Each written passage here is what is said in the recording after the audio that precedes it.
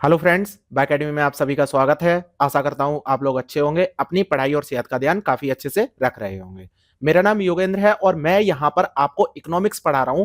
अगर आप DSSP की तैयारी कर रहे हैं, उसके साथ साथ KVS, NVS और EMRS की तैयारी कर रहे हैं, तो इनमें अगर आप TGT SST की तैयारी कर रहे हैं, TGT SST का पूरा सिलेबस यहां पर कवर कराया जा रहा है, तो आपको उसके साथ सारी क्लासेस देखनी है। सारी क्लासेस आपके लिए इंपॉर्टेंट है। ओके, इकोनॉमिक्स में हम क्या क्या पढ़ रहे थे? चैप्टर 2 देख रहे थे, 9th क्लास के एनसीईआरटी का, संसाधन के रूप में लोग, पीपल एज रिसोर्स। तो ये हम देख रहे थे, सिलेबस का पार्ट है और इसमें हमने एजुकेशन तक देख लिया था। आज हम हेल्थ की बात करेंगे, जो आपका स्वास्थ्य है, तो स्वास्थ्य किस प्रकार से प्रभाव डाल रहा है अपने रिसोर्स में। ठीक है, तो ये चीजें हमें देखनी है। अब देखिए, ये वाला जो टॉपिक है वो बहुत छोटा टॉपिक है और आपके 10 मिनट की वीडियो होने वाली है, ज्यादा नहीं है।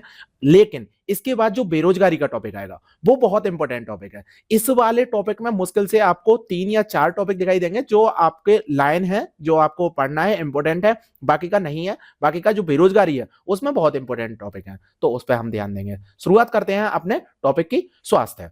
स्वास्थ्य क्या है? तो सबसे पहले तो हमें पता होना चाहिए हमारे देश में क्या केवल सरकारी व्यवस्थाएं हैं जो हमें क्या करती हैं, लोगों के लिए काम करती हैं, लोगों को रोजगार देती हैं, या लोगों के स्वास्थ्य पर काम करती हैं? तो किस तरह की चीजें हैं? हमारे यहाँ पर प्राइवेट सेक्टर भी हैं जहां पर हमें काम करना होता है, केवल सरकारी सेक्टर नहीं है, प्राइवेट भी है। तो प्राइवेट जो सेक्टर होते हैं, जो फर्म होती हैं, उनका उद्देश्य क्या होता है? अधिकतम लाभ अर्जित करना, उनका एकमात्र उद्देश्य होता है। तो आपको याद रखना है, मोस्ट इंपोर्टेंट लाइन है इस वाले टॉपिक की, कि फर्म का उद्देश्य क्या है? अधिकतर लाभ अर्जित करना। ठीक है, और अगर कोई व्यक्ति स्वस्थ नहीं है तो आपको क्या लगता है कि वो जो फर्म होगी जो अपना लाभ कमाना चाह रही है वो आपको रखेगी? आप बीमार हैं, आप काम नहीं कर पा रहे हैं सही तरीके से, तो अगर काम नहीं कर पाएंगे तो क्या करना पड़ेगा? आपको निकाल दिया जाएगा और किसी दूसरे व्यक्ति को रख लिया जाएगा जो स्वस्थ होगा और काम में रुचि रख पा रहा होगा। इसी वजह से कहा जाता है कि स्वास्थ्य हमारे लिए बहुत जरूरी है, क्योंकि अगर आप संसाधन के रूप में काम करना चाहते हैं, अगर आप एक रिसोर्स के रूप में काम करना चाहते हैं, तो आपका स्वस्थ होना बहुत जरूरी है। उसके बाद कई और फैक्टर काम करते हैं, लेकिन स्वास्थ्य होना, आपका स्वस्थ होना बहुत जरूरी है। और किसी भी व्यक्ति का जो स्वास्थ्य है वो अपनी क्षमताओं को प्राप्त करने और बीमारियों से लड़ने में ताकत देता है। तो ये लाइन भी आपके लिए इंपॉर्टेंट है कि स्वास्थ्य क्या करता है? स्वास्थ्य के 2 काम है। एक तो स्वास्थ्य अपनी क्षमताओं को प्राप्त करने के लिए काम करता है और दूसरा बीमारियों से लड़ने के लिए काम करता है। अगली अगर बात करें कि ऐसा कोई भी अस्वस्थ स्त्री या पुरुष संगठन के समग्र विकास में अपने योगदान को अधिकतम करने में सक्षम नहीं होगा। अब अस्वस्थ व्यक्ति है तो अपना योगदान कैसे कर पाएगा? किसी भी फर्म में अगर वो काम कर रहा है और अस्वस्थ है तो वो क्या सही तरीके से काम कर पाएगा? नहीं कर पाएगा। इसी वजह से क्या कहा जाता है? स्वास्थ्य अपने कल्याण करने के लिए बहुत ही महत्वपूर्ण कारक है। स्वास्थ्य होना बहुत जरूरी है, स्वास्थ्य एक व्यक्ति का स्वस्थ होना बहुत जरूरी है। इसलिए जनसंख्या के स्वस्थ स्थिति को सुधारने के लिए हमारी सरकार भी काम करती है और देश की प्राथमिकता है। देश में सबसे पहले क्या होना चाहिए? देश में सबसे पहले काम किया जाता है स्वास्थ्य में। ठीक है, तो आपको यह भी पॉइंट याद रखना। उसके बाद काम किया जाता है शिक्षा पर। ठीक है, उसके बाद समाज के जितनी भी रूढ़ियां हैं तो उनके अधिकारों पर काम किया जाता है। अधिकार, ठीक है, तो स्वास्थ्य, शिक्षा और अधिकार, ये 3 तरीके से होना चाहिए। एक जो लोकतंत्र है, लोकतंत्र में जिस तरह की कंडीशन होती है तो उसमें सबसे पहले ध्यान दिया जाता है हमारी जो जनसंख्या है उसके स्वास्थ्य पर ध्यान दो, उसके बाद जो जनसंख्या है उसे शिक्षित करने पर ध्यान दो, और उसके बाद उनके अधिकारों पर ध्यान दो, क्योंकि अगर व्यक्ति को शिक्षा मिल जाती है तो वो अधिकारों की मांग करता है। जब अधिकारों की मांग करता है तो उसे अधिकार भी मिलने चाहिए। तो इस तरह से कुछ लाइन चलती है। अब बात करें हमारी राष्ट्रीय नीति की, तो हमारी राष्ट्रीय नीति भी इस पर ही काम कर रही है। किस तरह की काम कर रही है? अगर आप देखें तो हमारी शिक्षा में भी एक कॉन्सेप्ट आया पोषण का। पहले इसका था mid day meal, mid day meal था ना शब्द, तो मिड डे मील को आप पोषण अभियान कर दिया है। ठीक है ना, तो ये शब्द भी आपको याद रखना है। तो पोषण का जो कॉन्सेप्ट है वो क्या है? वो एक व्यक्ति को शिक्षा देने के दौरान उसे स्वस्थ रखना भी है, उसे पौष्टिक आहार मिलना चाहिए। ना केवल, अब देखिए यहां लाइन को बहुत अच्छे से समझिए, कि ना केवल उसे आहार मिले बल्कि उसे पौष्टिक आहार मिले। ठीक है, तो पौष्टिक आहार के लिए पोषण अभियान लागू किया गया था और पिछले 5 दशकों में यह काम चल भी रहा है। 50 सालों से यह काम चल रहा है। हमारी जो सरकार है वो निजी क्षेत्र और जो सरकारी क्षेत्र है दोनों के ही जितने भी सेक्टर है, प्राइमरी की बात करें, सेकेंडरी, टर्सरी की बात करें आप, तो उसमें क्या किया जा रहा है? उसमें स्वास्थ्य पर विशेष ध्यान दिया जा रहा है कि इन पर क्या करना चाहिए, हमें स्वास्थ्य पर ध्यान देना चाहिए और जनशक्ति का निर्माण करना चाहिए, क्योंकि जनशक्ति का जब निर्माण होगा जब व्यक्ति स्वस्थ होगा। ओके, और इसी पर ही हमारी सरकार जब काम कर रही थी तो उससे हमारे कुछ जो आंकड़े हैं उनमें बदलाव आए। क्या क्या बदलाव आए? जैसे हम बात करें जीवन प्रत्याशा की, तो अब ये लाइन बहुत इंपॉर्टेंट हो गई। तो जीवन प्रत्याशा 2016 में कितनी हो गई? 69.4 वर्ष हो गई। ठीक है, एक व्यक्ति की जीवन प्रत्याशा क्या होता है? जीने की जो उम्र होती है ना आपकी, जैसे एक व्यक्ति है वो 70 साल जी रहा है, एक व्यक्ति है वो 68 साल जी रहा है, तो उनका औसत निकाला जाता है। तो हर एक व्यक्ति का जब औसत निकाला जाता है तो जीवन प्रत्याशा कितनी हो गई है? 69.4 वर्ष हो गई है। ठीक है, अगर 69.4 वर्ष तक एक व्यक्ति जीवित रहता है तो इससे आपको क्या पता चल रहा है कि जीवन प्रत्याशा बढ़ रही है। आप पॉइंट याद रखना, मैं आपको एक एक करके बता रहा हूं। देखिए मैं अगली स्लाइड में लिखता जा रहा हूं। यहां पर जीवन प्रत्याशा क्या हो रही है? जीवन प्रत्याशा बढ़ रही है।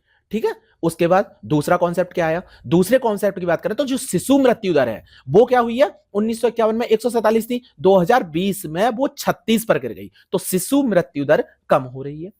शिशु मृत्यु दर कम हो रही है। इसके साथ और क्या हो रहा है? इसके साथ जो जन्म दर है वो भी गिरकर 20 हो गई। मतलब 2018 की बात है। और मृत्यु दर भी गिरकर 6.2 पर आ गई। तो क्या हो रहा है यहां पर? अब देखिए शिशु मृत्यु दर और मृत्यु दर में अंतर समझ रहे हैं? मृत्यु दर प्रत्येक व्यक्ति की मृत्यु दर हो रही है, शिशु मृत्यु दर में केवल बच्चों की देखी जा रही है। ठीक है, तो यहां पर जन्म दर गिर रही है, इसके साथ मृत्यु दर भी गिर रही है। मृत्यु दर गिर रही है। अब ये चार फैक्ट आपको दिखाई दे रहे हैं।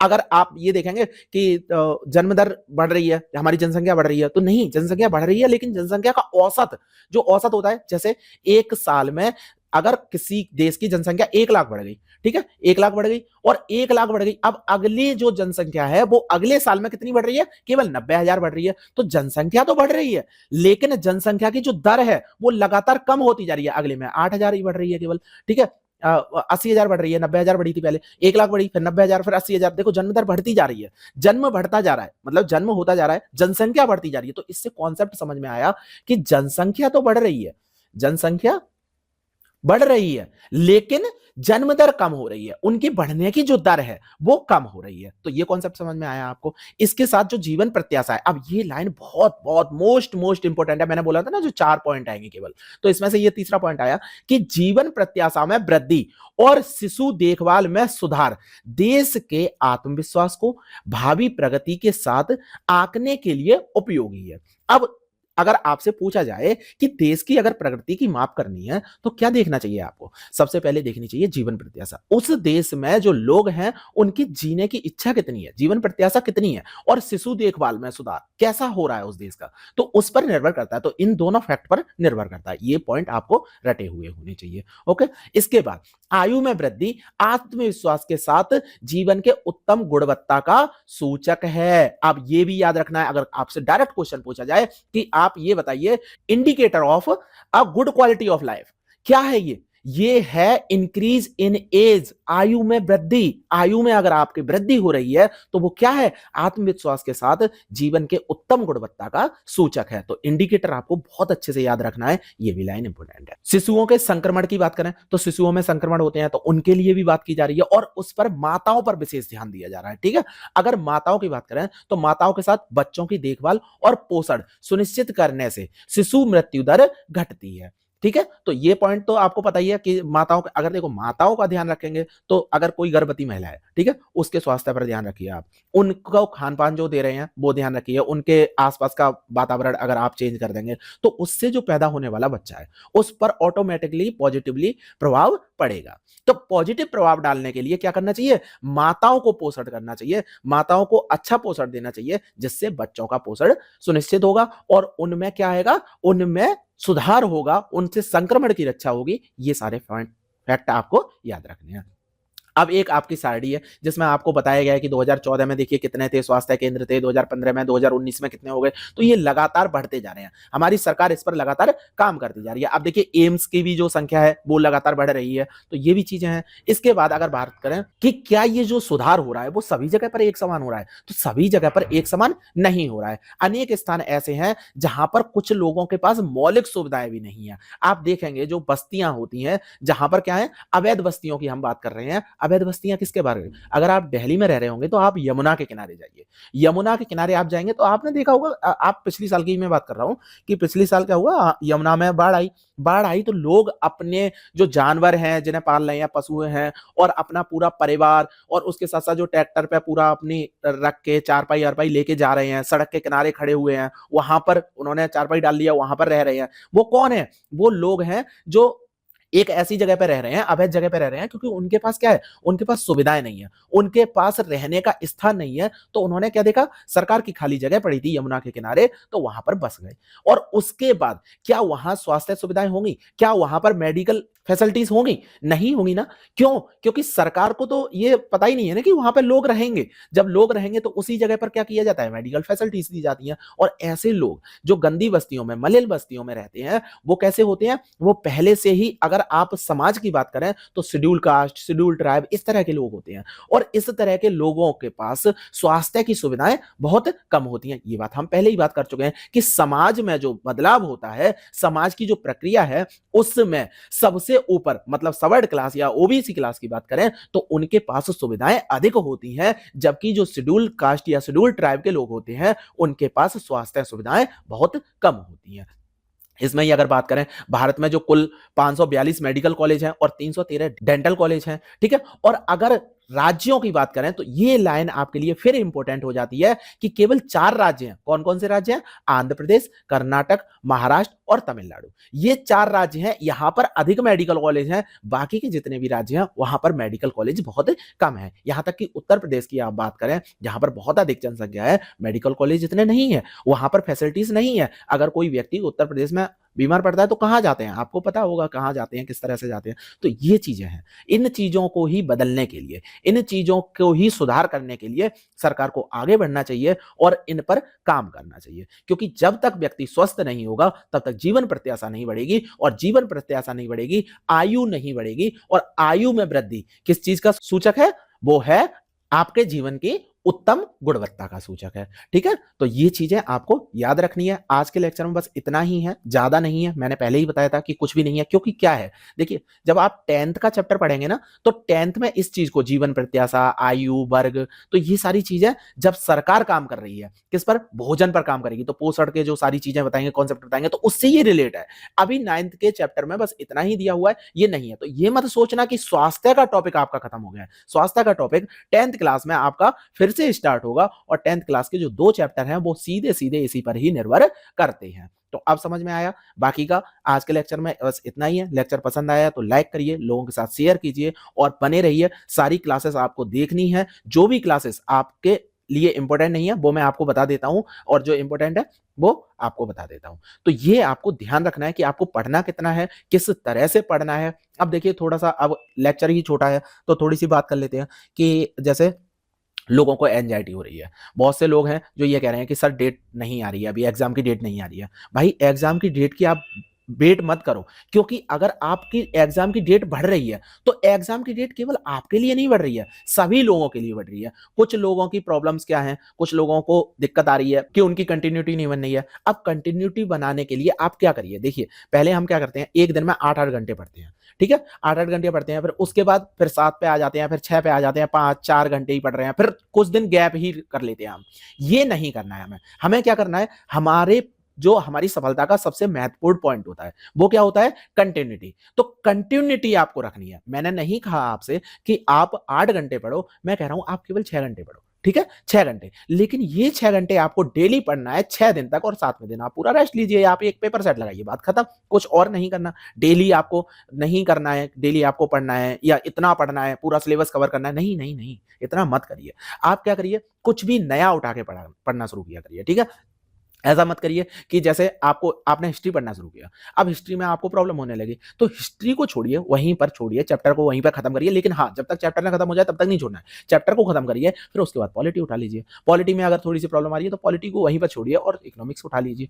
अब इससे क्या हो रहा है, आप सिलेबस से नहीं भटक रहे हैं, लेकिन आपने टॉपिक चेंज कर दिया।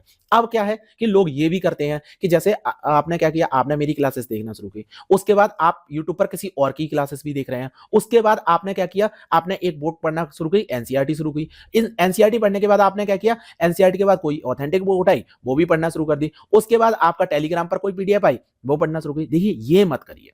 आप इतना अगर काम करेंगे, इस तरह की चीजें करेंगे, तो आप फंस जाएंगे। आपके पास नई नई चीजें आएंगी, बहुत सारी चीजें आएंगी और आप उनमें अटक के रह जाएंगे। तो आपको क्या करना है, मैं कह रहा हूं आप मेरी वीडियो नहीं फॉलो कर रहे हैं, आप किसी और की वीडियो फॉलो करिए। ठीक है, मेरी वीडियो मत करिए, आप किसी और की वीडियो फॉलो करिए और उसके बाद एनसीईआरटी पर रिलाई करिए। अगर कहीं पर भी आपको ऑथेंटिक सिलेबस मिल रहा है तो आप उसे फॉलो करिए, लेकिन सिर्फ उसकी ही वीडियो देखनी है, फिर आपको मेरी वीडियो नहीं देखनी है। ठीक है, आपको सिर्फ एनसीईआरटी रिलाई करनी है। उसके बाद एक ऑथेंटिक बुक, कोई भी एक ऑथेंटिक बुक ले लिए, रेफरेंस बुक के तौर पर लेना है, उसे पूरा नहीं पढ़ना है। उसमें कोई एक टॉपिक उठाना है, जैसे अभी मैंने पढ़ाया है, हेल्थ का पढ़ाया मैंने, तो हेल्थ का आप देख लीजिए, थोड़ा बहुत देखना है आपको, की फैक्टर्स देखने हैं, उसके बाद ज्यादा नहीं देखना है और वही चीजें बंद कर देनी है। अब जैसे कल मैं बताऊंगा आपको बेरोजगारी के बारे में, तो बेरोजगारी कितने प्रकार की है, किस प्रकार की है। तो अब आपको मैंने बताया प्रचंड बेरोजगारी है, तो प्रचंड बेरोजगारी आप सीधे सीधे प्रचंड बेरोजगारी कहीं से पढ़ लीजिए। ठीक है, लेकिन अगर ये करेंगे आप कि बेरोजगारी कितने प्रकार की है, 50 तरह की आपने बेरोजगारी पढ़ ली, ठीक है, अपने देश की छोड़ो बाहर के देशों की भी पढ़ ली, ये चीजें नहीं करनी है। जो आपके सिलेबस का पार्ट है बस उतना ही करना है, उतने पे ही छोड़ देना है।